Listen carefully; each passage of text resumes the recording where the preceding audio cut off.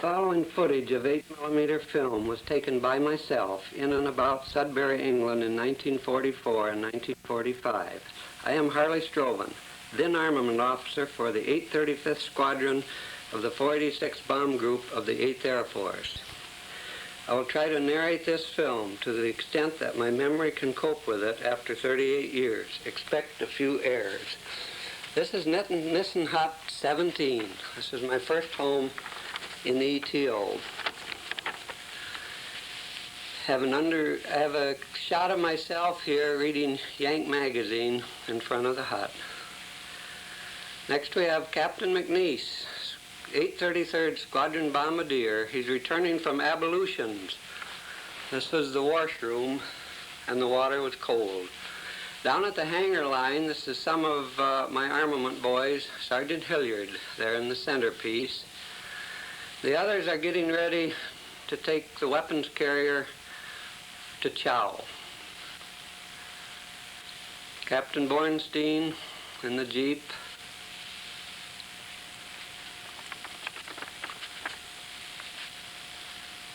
My shop was located quite close. There's Captain Bornstein again, Group Armament Officer.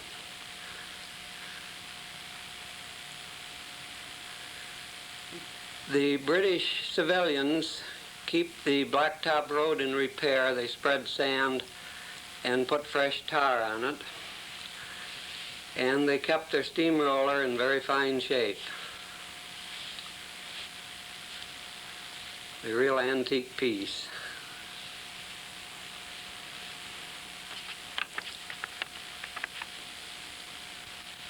This is the 833rd Armament shop, quite close to my shop, both clustered around hangar number 1.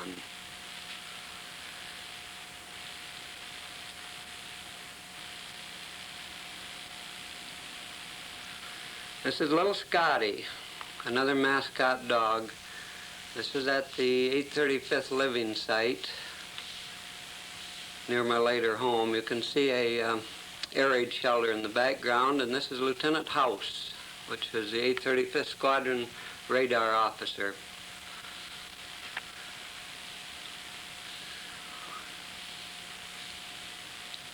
Next, we're in the town of Sudbury. And first of all, I photographed the statue of Gainsborough. He was a famous painter that painted Blue Boy, and Sudbury was his birthplace. It was market day in Sudbury, one day a week. Booths were set up in the middle of the street, and everybody sold their wares, from vegetables to tin cups and etc. On the river Stour that ran through Sudbury, there were always ducks and geese. And this is a pillbox, specially built in case of an invasion. In the town of Sudbury was one very old building. It was named Ye Old Moot Hall, one of the very old timbered buildings of England.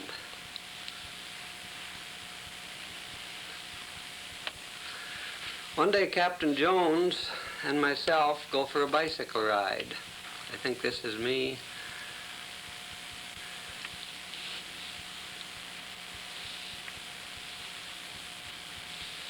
The English stop signs are a little bit different. It says slow, major road ahead.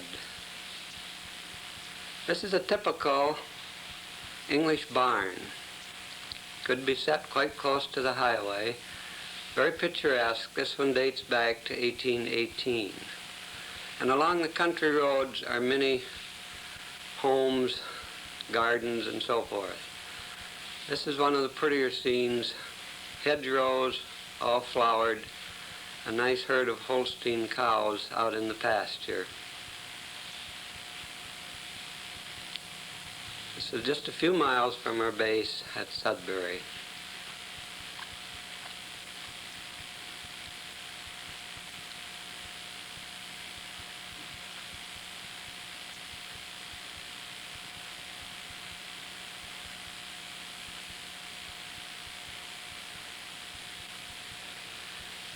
In the little town of Boxford, the cement items are to be set on the bridge in case of an invasion, and the little telephone booth you saw there actually takes care of a whole little village. They did not have private phones in their homes, or very seldom.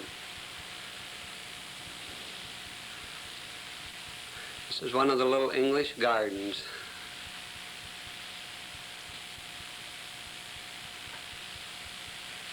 Another large English home. This could be occupied by one family, but as a rule, they tell us there may be 6 or 7 families living in it. Now we're in the town of Hadley. At this particular day, it was sort of a holiday, and the banners are flying, a lot of people on the streets.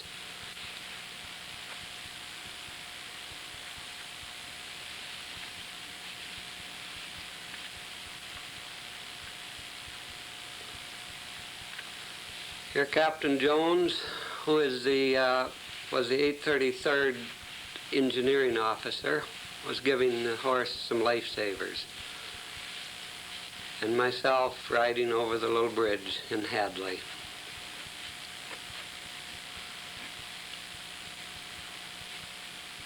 Every little town had its church. This one, we read the main part of the building dating back to the 15th century. It's quite a famous church in Hadley. Captain Jones again. And this is Captain Foster. He was the 833rd Armament officer.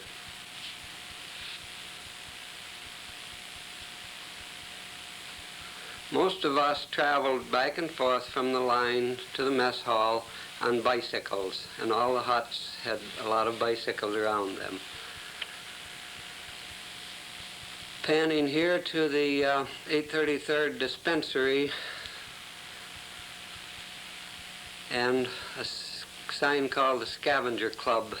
And this is our 833rd flight surgeon, Captain Hickerson. And also our squadron navigator, Baguli from New Orleans, always clowning around. We needed that underwear in England.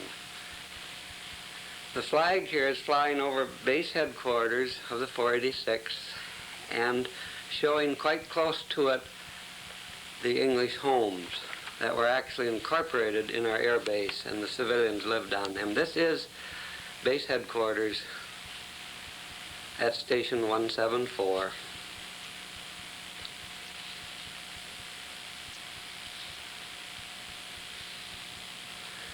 Now we have hoarfrost. This is when we have foggy weather for several days. This happened during the Battle of the Bulge, around Christmas of 1944. The Germans knew that our aircraft were locked in because of the weather, and they took that opportunity to do their gain back some territory in Germany and France. The hoarfrost is very pretty. After several days of dismal weather, the sun came out, and then I took these pictures. That is the 833rd site right there. Each squadron had its own living site. Now these are contrails, very familiar sight. The aircraft in formation, as they gained altitude, would leave all the contrails in the sky.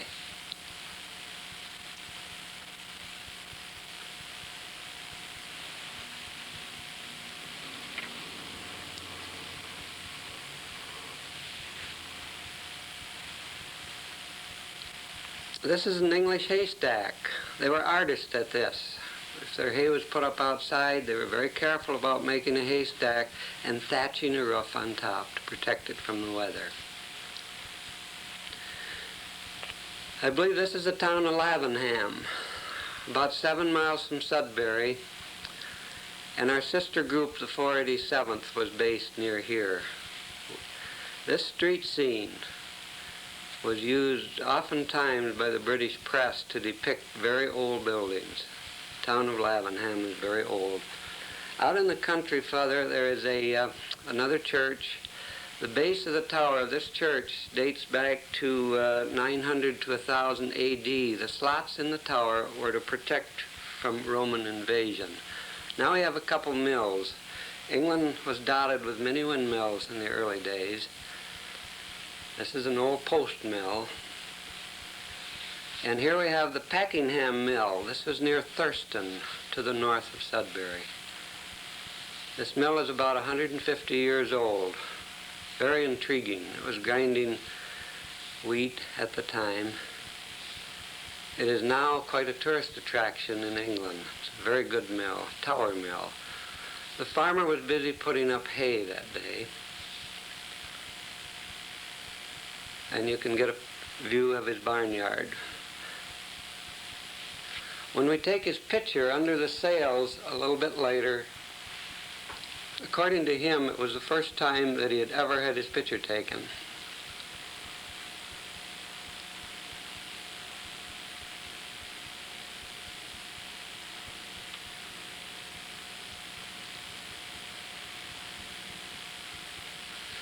Now this picture, you can see my shadow under the fantail, a small wheel at the top, taking a picture of the shadow on a wheat stubble field. This again is behind our 833rd and near the 833rd 5th site, grazing sheep.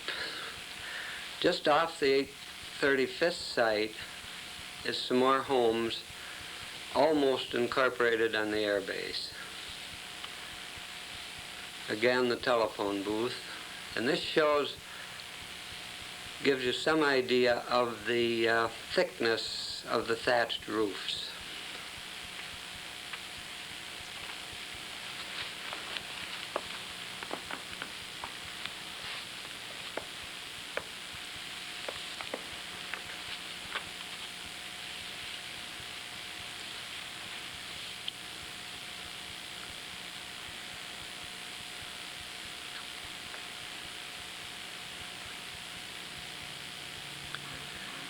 We have an MP guard post adjacent to the homes, and then the Great Waldingfield Church.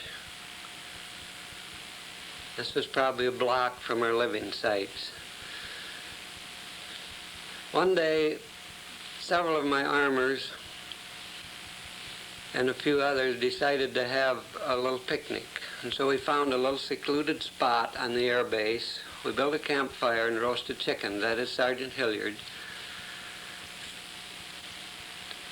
Master Sergeant of the 835th Armament, and Sergeant King, also from our group at the 833rd Armament. We also invited a British civilian over for the meal, and I think he brought new potatoes and fresh peas.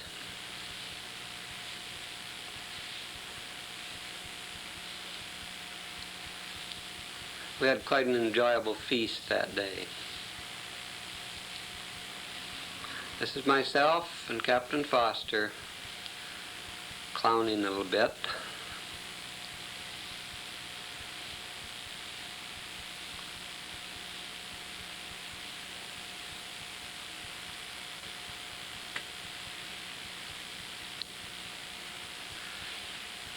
Now we're back in the living site again. I think this was possibly the 832nd Squadron Dispensary with a nice grouping of flowers in front of it. Also, a couple pup tents titled VD Ward. I think most of you would remember that and what it was for. This is my armament shop. I welded a practice bomb in the roof for a sign. A couple more little mascots.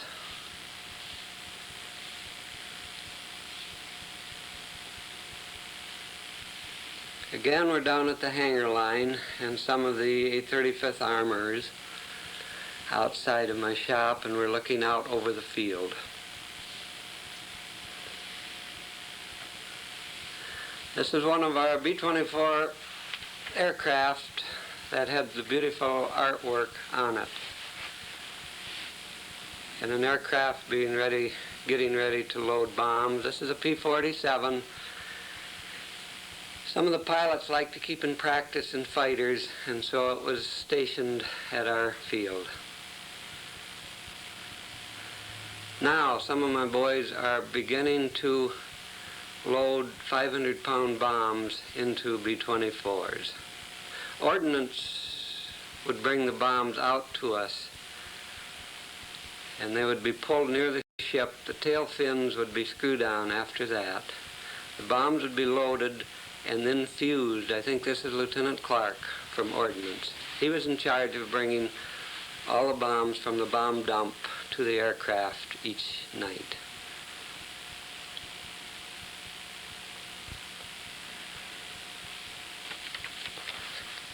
We're continuing to load 500-pound bombs now.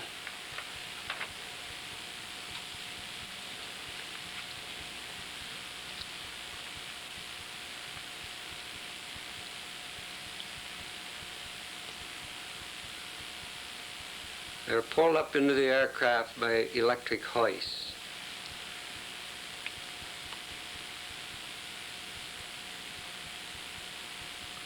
This is myself. We're going up for a high-altitude bomb rack check on an aircraft called Superstitious Aloysius.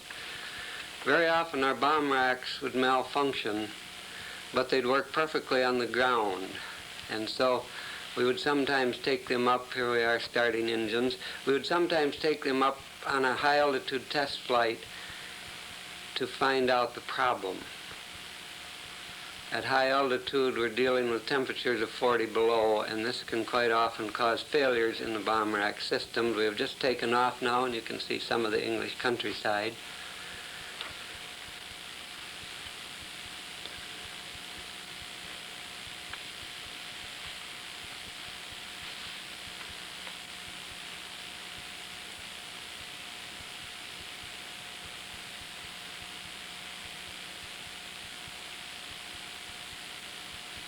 Another air base. I don't think that's our own. The country was dotted with air bases.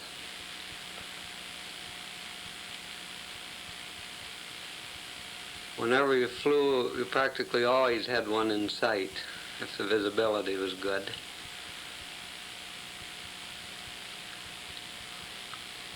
I think now we're over the North Sea and about to release a practice bomb that was in the bomb racks.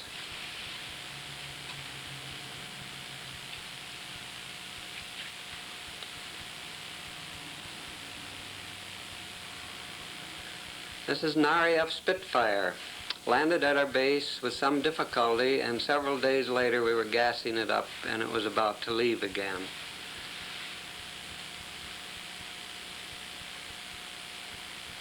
Occasionally strange aircraft would land because we were in an airport, and if they were in trouble, it was a salvation. These are A-20s, attack ships flying over in formation.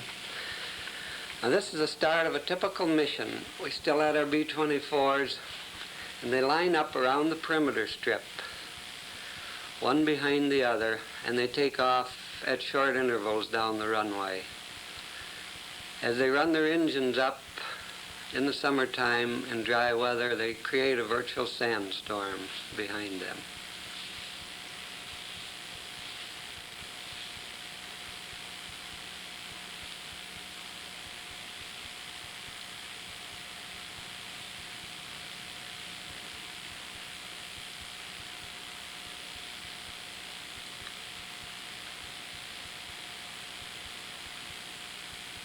I think they're taking off on runway 25, the one that was used the most.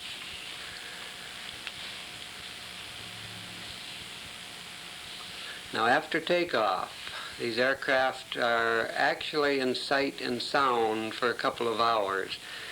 They're gaining altitude and slowly pulling into formation.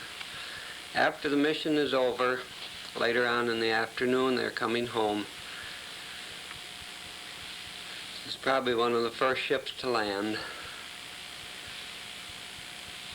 Many of the ground crew will be out there. It's called sweating them in, and they will sit watching their returning aircraft.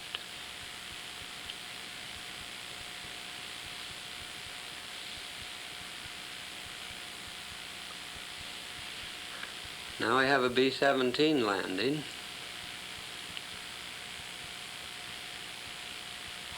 We were in a transition, starting out with B-24s and then B-17s. This aircraft is landing with a feathered engine. Also, his brakes were shot away, and so he threw a parachute out. The tail gunner, it was his job to put his parachute out the tail to help stop the aircraft. There was some concern here because only the pilot chute opened and the main chute did not deploy. I suppose the gunner thinks, well, what if I had to jump with it? Aircraft landing here in trouble. He's off the runway, but no serious problem. The first pilot to complete the missions in our group, I do not know his name, gives our field a buzz job. He's very happy and elated. And after his tour of missions, he can now get some rest from war. Here he is pulling up at the end of the field and making his final landing.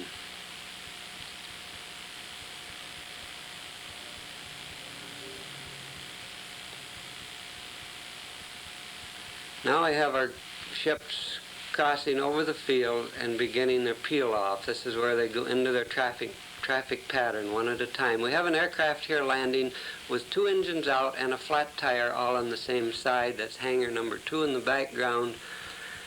However, the landing was very non-eventful. It was a good landing. One day a little gypsy moth, I believe it is, with some RAF students landed at our air base. They were lost, getting low on fuel. They were here getting their bearings and being refueled. This is sort of humorous to fill up. One of the guys took his bicycle up, came back with a 5-gallon can of gas. I believe this is Warrant Officer Hayner.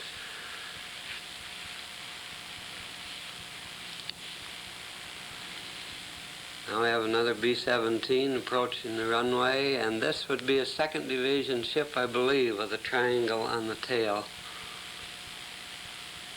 Not sure why it was landing there. This is the operations control jeep, which flies around and gives information to the crews. This looks like coming in on a wing and a prayer. Actually, it's damage from a taxi accident. Now I have an aircraft that's landing in trouble. He has no brakes. He puts out a parachute from the tail, keeps his outboard engines running, and can therefore circle in the center of the field and keep some control. The aircraft just previous to this cut all of his engines, had no control, crawled up a bank, and at about 1/2 mile an hour crashed into the engineering shack, of which everybody vacated in a hurry.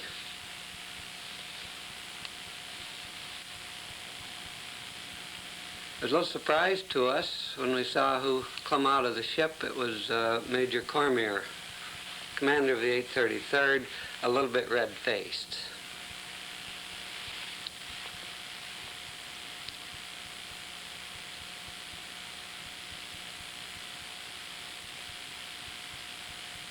There you can see our later markings, 3 bands of yellow, the yellow tail with a square W.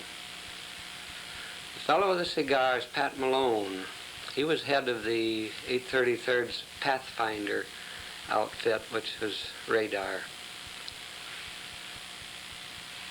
We have another peel-off over the air base.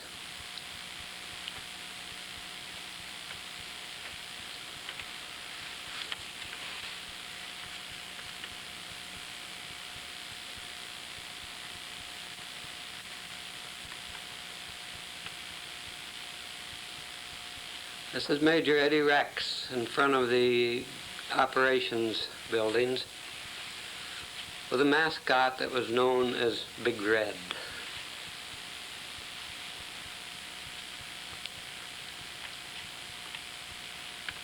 One night an aircraft taxied past our hard stands, locked wingtips with one of our 835th ships, and swung around into it.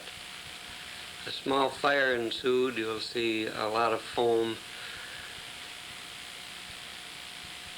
That's a propeller nestled into the tail. And you'll also see underneath how the prop had cut shreds of the horizontal stabilizer before it stopped.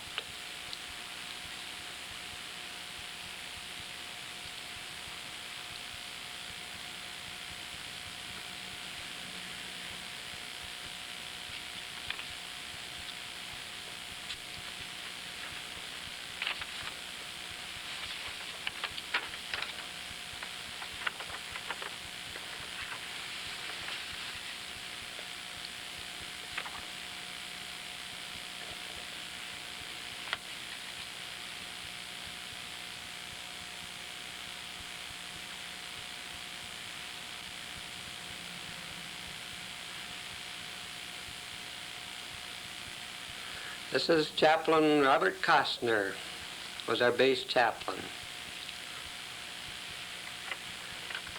The next few feet of film depicts one of those frequent dismal mornings when the fog was upon us and the day's mission was on standby. To add to the scene, ambulance and cleatrax take positions at the runway's end. My armorers are nervous. They have worked all night loading bombs. If the mission is scrubbed, they will work most of the day unloading, for tonight's bombs may be the same or different. The crews wait silently by their ships, pulling the props through and awaiting orders from the control jeep. The crews would appreciate a scrub mission today, for they could go back to bed. They have been up since 1 o'clock for breakfast, briefing, and the hours of preparation before the final starting of engines.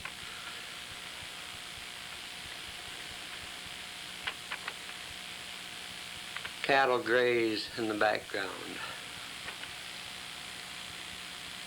Now we watch a C-47 go over, towing a glider.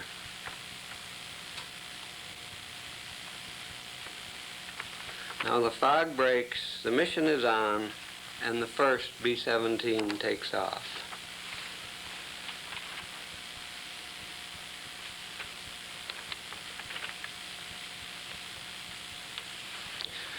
This is a practice mission I flew on. We're starting number 1 engine.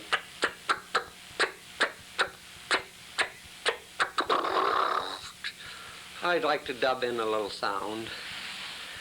And we line up behind the other aircraft. This is from the 833rd site approaching runway 25. Now we are on runway 25 and ready for takeoff.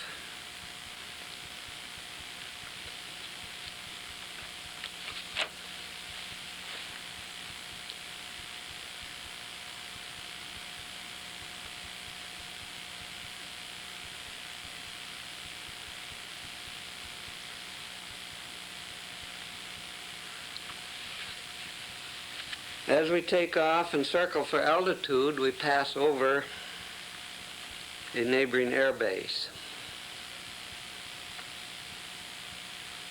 There is our typical halo shadow crossing over the wheat fields.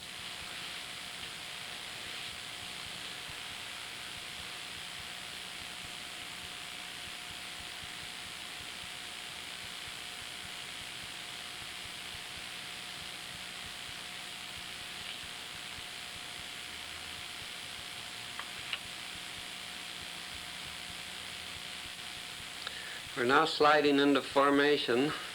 The lead ship would shoot at intervals flares to identify itself.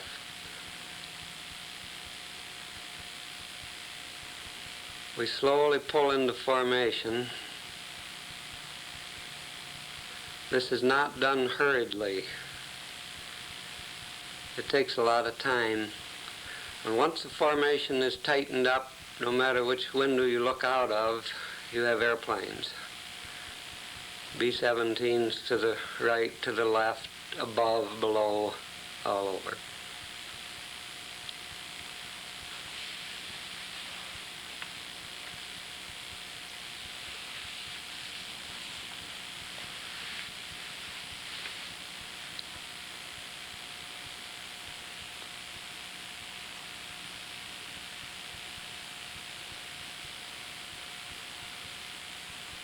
Again, our old faithful engines out there.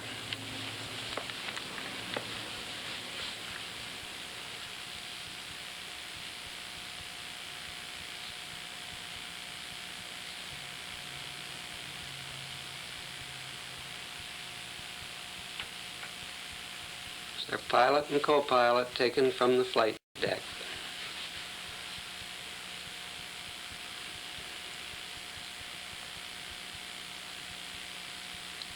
This is out over the wing from the radio operator's small window. Now we are back over the field again.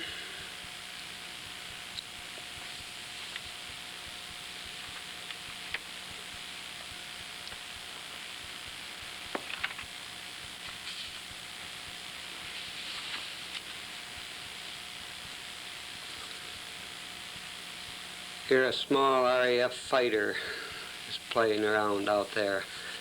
This is Sudbury below us, and we begin the peel-off. Finally, it is our turn, and we will pull the same maneuver, go into the flight pattern, and come in for a landing.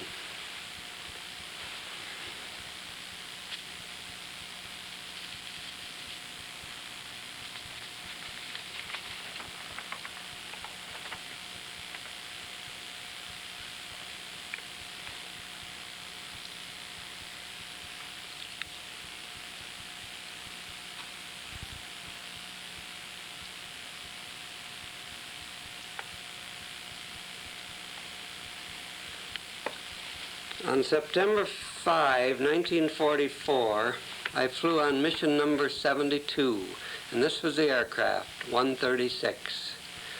We are here getting ready for takeoff. I flew as observer on this mission because it was a low-altitude mission, and it was to bomb Brest Peninsula. The occupation forces had surrounded Brest. They were on the continent. The peninsula was holding out because of heavy gun emplacements. There's a little interesting thing here at this mission. On this mission, we lost 2 aircraft. They collided after bombs away. And I believe that the aircraft that will be shown, here we are, still forming. We will show an aircraft rising over the tail, and I believe this is one of the aircraft that went down.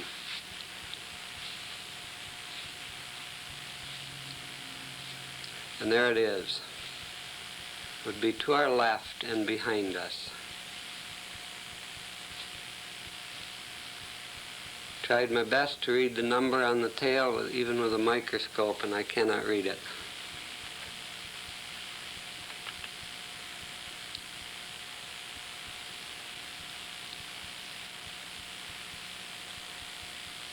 We're now joining other formations and on the way across the channel.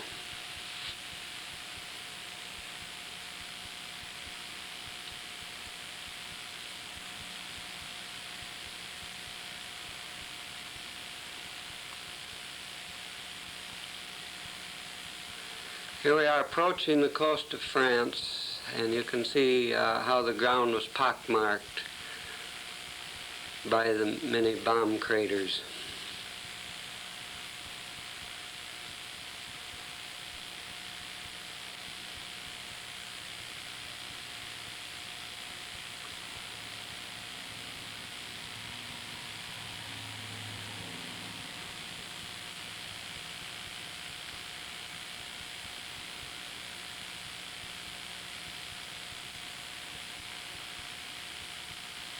We're now over the target, and you can see the bombs falling.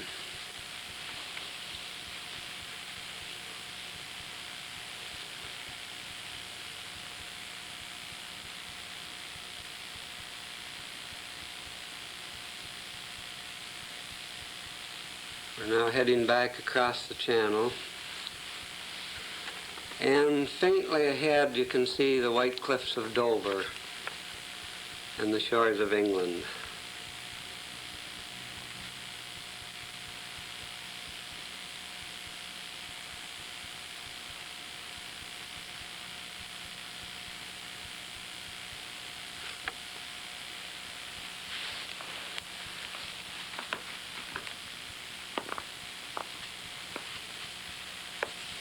Again, we are over our air base. Hangar 1 shows up clearly in this picture, as well as my armament shop.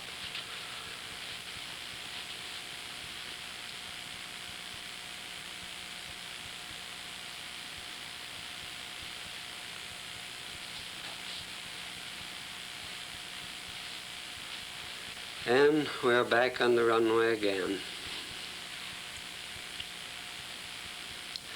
Now, I took this film from the tail gunner's position on a takeoff. You can see how rough a ride the tail gunner gets.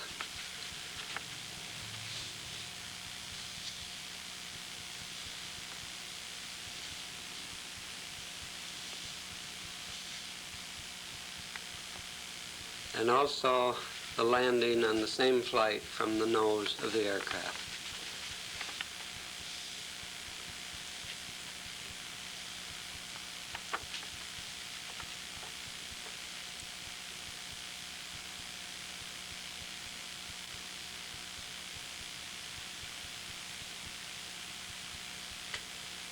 This is Sergeant Sullivan from my armament section and myself. One afternoon we set up a caliber 50 aircraft machine gun and fired some new semi-armor piercing incendiary ammunition. We set up quart cans of gasoline in the embankment and fired into them.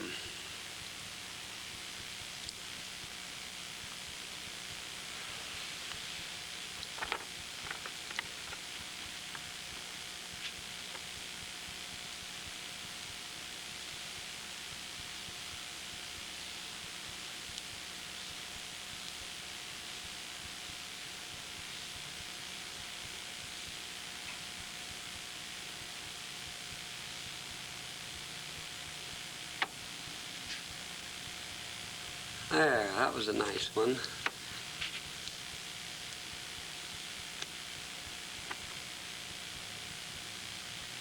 Of course, any time you fire a machine gun, you have to police the brass, which they're doing here. The Red Cross donut wagon, or clubmobile, came to our base about twice each week. It was a very welcome sight. And the crews and the ground personnel would rush over to get their free coffee and donuts. It really tasted good. This is the Green Hornet, stripped down B-17, parked at the 835th site, was used to fly combat crews to Scotland for R&R and other little errands that it would fly. Now we are in London, and this happens to be Dickens' Curiosity Shop and St. Paul's Cathedral, showing some bomb damage in front. We were not supposed to take bomb damage. St. Paul's again, the typical double-decker bus, and now we are in Hyde Park, and this is a Serpentine, the artificial river at Hyde Park, with Buckingham Palace in the background.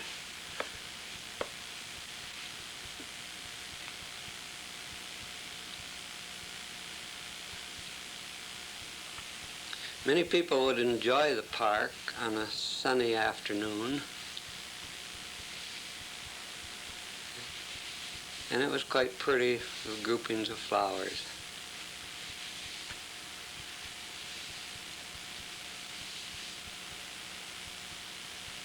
A lot of civilian and military personnel just lounging about.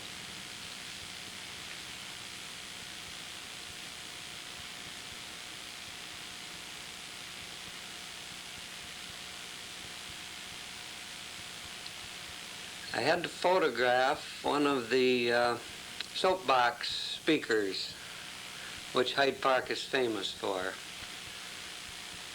They stand on a soapbox and talk about anything. This is the Marble Arch entrance to Hyde Park.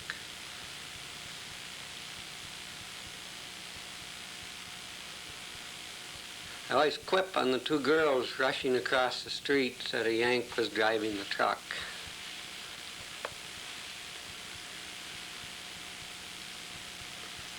And now we're in Piccadilly Circus, that famous London spot. The statue Eros was well protected and covered in the center of the circus.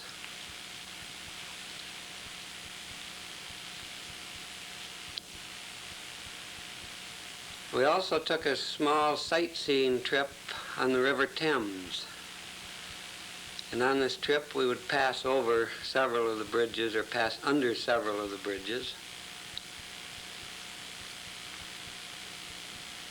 and get quite a view of London.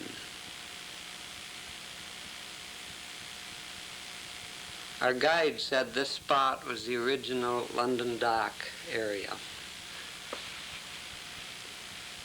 There's much traffic on the Thames. And here, nestled along the shore, is Scott's polar ship Discovery. It was then a museum, and we will get to that later. This is one of the more modern office buildings of London at that time. Ahead you see Big Ben and the Parliament buildings.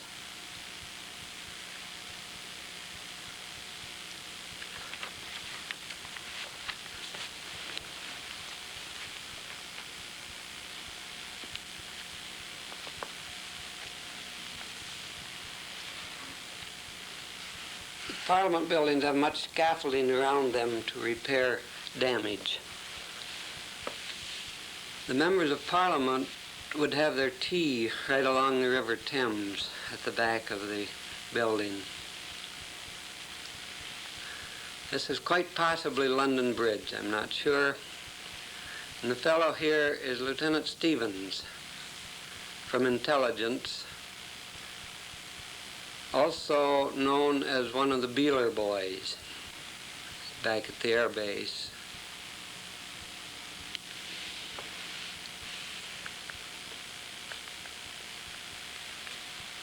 Scott's polar ship Discovery here, and we went on board to take a tour. A very picturesque sailing ship.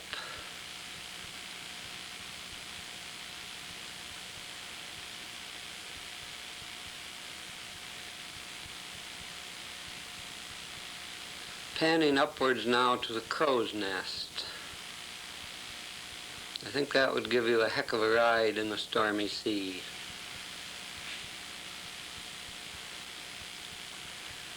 Myself again on the Discovery.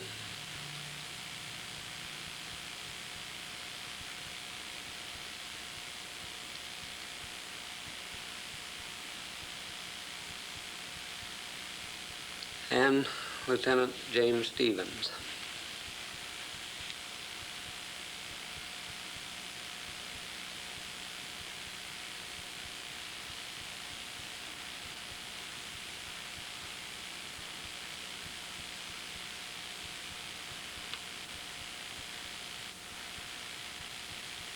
I've been accused for 30 years that those two were our girlfriends. They were not. I'm taking these pictures from London Bridge. Tucked just ahead was a Swedish Red Cross ship being loaded with cargo. And the Tower Bridge was in view there. We had a good rainstorm, had to leave London Bridge and duck into a doorway of a building, and then later came out to photograph some more.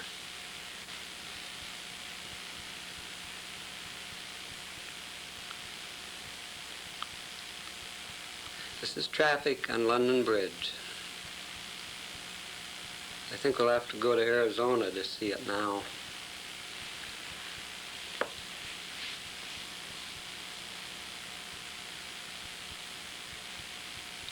Our pass over, we take a train back to our air base. We always had to change trains at Marks Tay, which was about 10 or 15 miles from Sudbury. And here it shows how quickly you can evacuate an English train.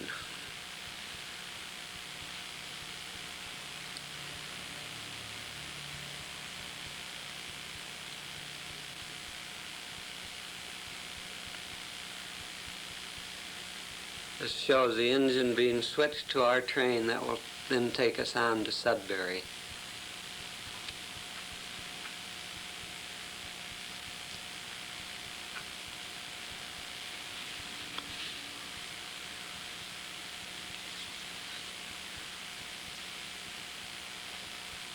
Many of our boys will probably remember this last little ride.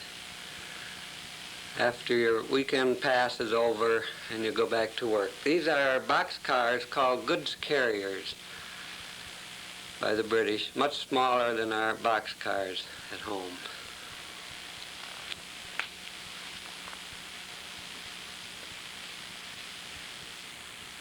This is Sudbury.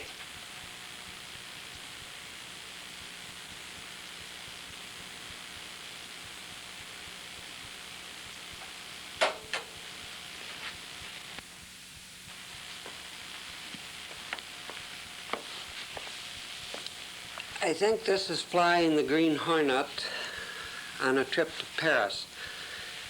After the war was over, we were given the opportunity to take a weekend pass in Paris. Again, we flew over in the Green Hornet, and this is the area over France, I believe Villacoublay Airport. We're now circling Paris on our way in.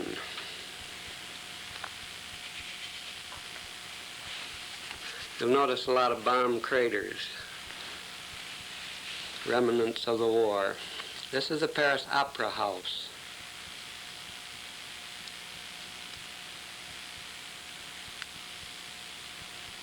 A very fine building with a lot of statuary around it.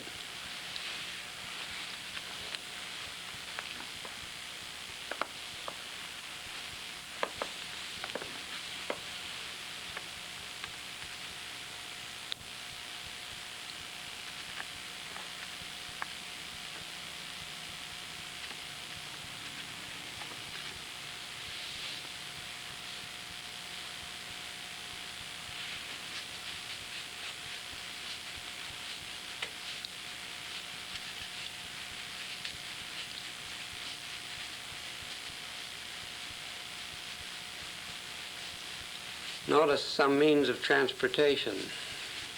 Talk about economy.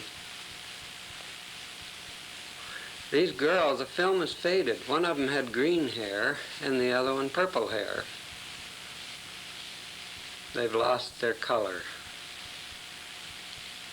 And here we have a horse.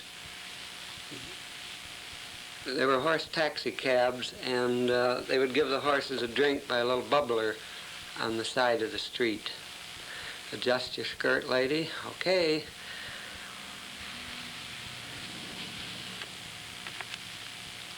The street cafe, of course, we enjoyed on our pass to Paris.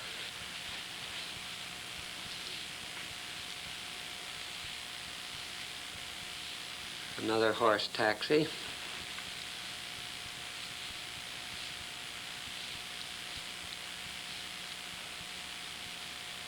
Many bicycles again. Even a small shot of a wood-burning car went by in those earlier shots. This is the Independence Red Cross Officers Club. This is just off Place de la Concorde, and this is where we stayed for a night or two.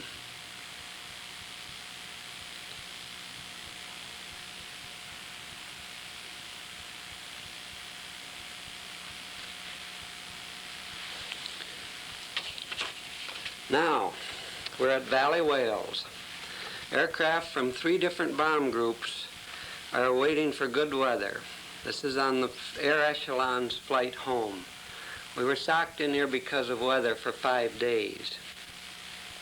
And we could spend our time by walking to the shoreline, which was actually the Irish Sea out there.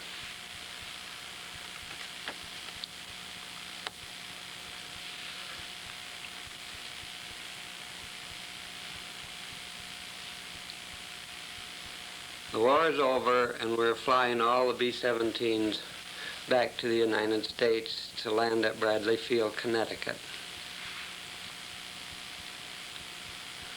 This is myself.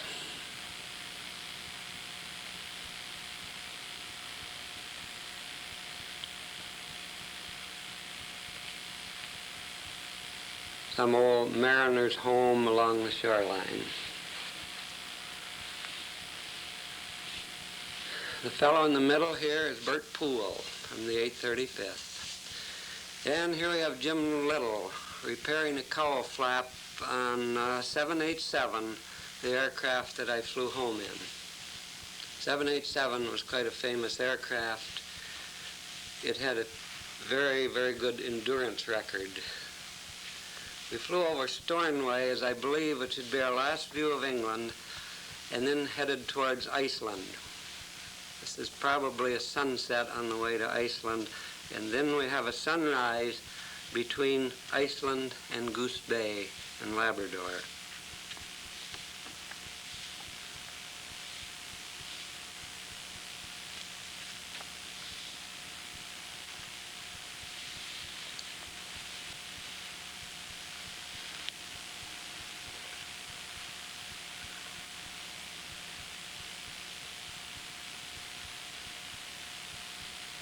This is Goose Bay, Labrador, after our 10-hour flight.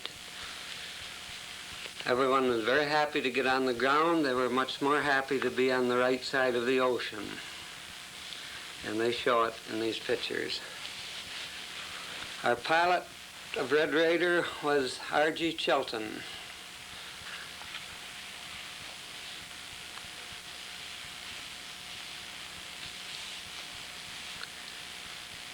And this, I believe, is the last shot that I took. If I may add a small note to this, I would like to mention Bill Collins, former 486 Association commander and now editor of our group's newsletter. He gave his most active support in getting this film preserved on videotape. Thank you, Bill, and good day.